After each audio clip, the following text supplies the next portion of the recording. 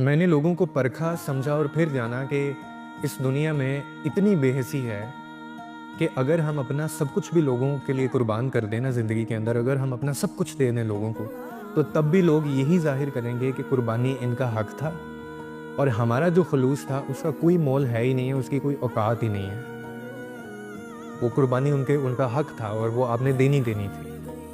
लेकिन जो आपकी एफ़र्ट्स थी, आपका जो खुलूस था, जो आपने फ़ेवर उस बंदे पे की या आसानी आपने उस बंदे के लिए पैदा की, तो ये उसका हक था और इसमें आपका कोई अमल दखल है ही नहीं है, तो आपने करना ही करना था। आपका जो खुलूस है वो पड़ा हुआ है डस्टबिन के अंदर। तो ये आपको दुनिया में ये चीज़ समझ आ जाती है। सिवाय कुछ रिश्तों के माँ-बाप के अलावा या कोई if you have that partner, luckily अगर आपको ब्लेसिंग ये मिल जाए ज़िंदगी में, वो औरत की शक्ल में हो, वो मर्द की शक्ल में हो। मैंने बहुत खूबसूरत मर्द देखे हैं दुनिया में। मैंने बहुत खूबसूरत औरतें भी देखी हैं दुनिया में। इन्होंने वाक़ई निभाया, कुर्बानियाँ दी और वो एक-दूसरे का सुकून है।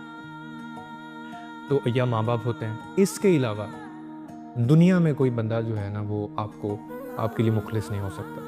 क्योंकि उनके ये बस की बात ही नहीं है या फिर अल्लाह आपको वो सुकून दे सकता है। तो बेहतर है कि जो चीज़ जहाँ से मिले वहीं से लेनी चाहिए। फिर जिसने ये दिल बनाया है, तो जब वो दिल टूटेगा, जब वो तकलीफ़ होती है, तो उसको उसके क्रिएटर के पास ही लेके जाना चाहिए।